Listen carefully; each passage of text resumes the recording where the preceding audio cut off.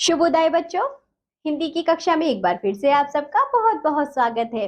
आज हम पढ़ेंगे अध्याय नंबर 12 जिसका नाम है मेरा बचपन। इधर देखिए सभी, मेरा बचपन। आइए पढ़ते हैं। पोरबंदर से पिताजी राजस्थानी कोर्ट के सदस्य होकर राजकोट गए। तब मेरी उम्र कोई 7 बरस की रही होगी। मैं राजकोट की ग्राम पाठशाला में पढ़ने भेजा गया। उस मदरसे के दिन मुझे अच्छी तरह याद हैं। मास्टरों के नाम धाम भी पोरबंदर की भांति ही वहां की पढ़ाई के बारे में भी कुछ विशेष जानने योग्य नहीं है। मेरी गिनती शायद साधारण श्रेणी के विद्यार्थियों में रही होगी। गांव की पाठशाला से कस्बे की पाठशाला में और वहां से हाई स्कूल तक पहुंचने में मेरा 12वां वर्ष बीत गया। तब तक मैंने कभी शिक्षकों को धोखा दिया हो ऐसा याद नहीं आता। ना तब तक कोई दोस्त बनाने का स्मरण है। मैं बहुत ही झेपू लड़का था। पाठशाला में मुझे बस काम से काम रहता था। घंटा बजते ही पहुंच जाना और पाठशाला बंद होते ही घर भागना। भागना शब्द मैं जानबूझकर इस्तेमाल कर रहा हूँ। कारण यह है कि मुझे किसी से बातें करना अच्छा नहीं लगता था। कोई मेरा मजाक ना उड़ाए, यह डर भी बना रहता था। तो बच्चों, एक व्यक्ति अपने बचपन की कहानी बता रहे हैं। पोरबंदर से पिताजी राजस्थानी कोर्ट के सदस्य होकर राजकोट में गए। बच्चों, उनका क्या हो गया? ट्रांसफर हो गया, स्थानांतरण हो गया। तब उनकी उम्र मात्र 7 वर्ष रही थी। जो बच्चों ये कहानी बता रहे हैं, मैं राजकोट की ग्राम पाठशाला यानी कि गांव की पाठशाला में पढ़ने भेजा गया। तो वे अपने वहां के दिन बता रहे हैं।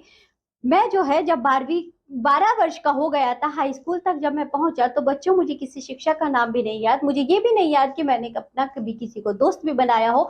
जैसे ही घंटा बजता मैं कक्षा में पहुंच जाता और घंटा बजते ही मैं बाहर से बाहर आ जाता। मैं किसी से बातचीत करने से बच्चों कतराता था, नहीं करता था।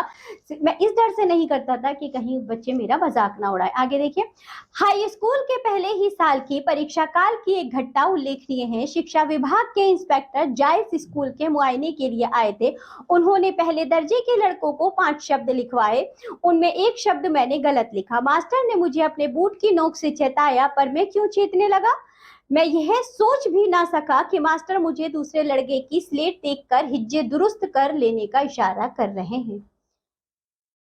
मैंने तो यह मान रखा था कि मास्टर वहां इसके लिए तैनात हैं कि हम एक दूसरे की नकल ना कर सकें। सब लड़कों के 5 शब्द सही निकले, अकेला मैं बेवकूफ बना। मेरी मूर्खता मास्टर ने मुझे बाद में बतलाई, पर मेरे मन में उसका कोई असर ना हुआ।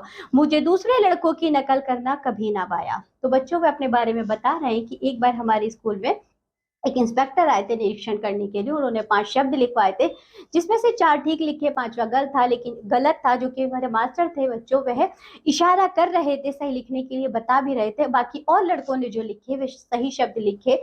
लेकिन जो ये अपनी कहानी बता रहे हैं, इन्होंने बताया कि मैंने उस बात का कभी भी असर नहीं होने दिया कि मैंने नकल नहीं की और मेरा शब्द गलत हो गया, क्योंकि मैं नकल से कभी भी प्रभावित नहीं हुआ था। मुझे तो यह लगता था कि मास्टर इसलिए हैं कि कोई आपस में नकल ना करे। आगे देखिए, इतने पर भी मास्टर के प्रति मेरा आदर कभी घटा नहीं। बड़ों के दोष ना देखने का गुण मुझ में स्वाभाविक था। इन मास्टर के अन्य दोष भी मुझे बाद में मालूम हुए। फिर भी उनके प्रति मेरा आदर ज्यों का त्यों बना रहा। मैंने समझ रखा था कि बड़ों की आज्ञा का पालन करना चाहिए। जो वे कहें वह करना चाहिए, जो वे करें उसका काजी मुझे नहीं बनना था। इसी समय के 2 और प्रसंग सदा मुझे याद रहे हैं। मुझे साधारणतः स्कूली किताबों के सिवा और कुछ पढ़ने का शौक नहीं था। सबक पूरा करना चाहिए क्योंकि डांट सही नहीं जाती थी। मास्टर को धोखा नहीं देना था, इसलिए पाठ पढ़ता था, पर मन अलसाता था। इससे सबक अक्सर कच्चा रह जाता। उस दशा में और कोई चीज पढ़ने की कहाँ सूझती। पर पिताजी की खरीदी हुई एक किताब पर मेरी नजर पड़ी। वहां थी श्रवण पितृ भक्ति नाटक।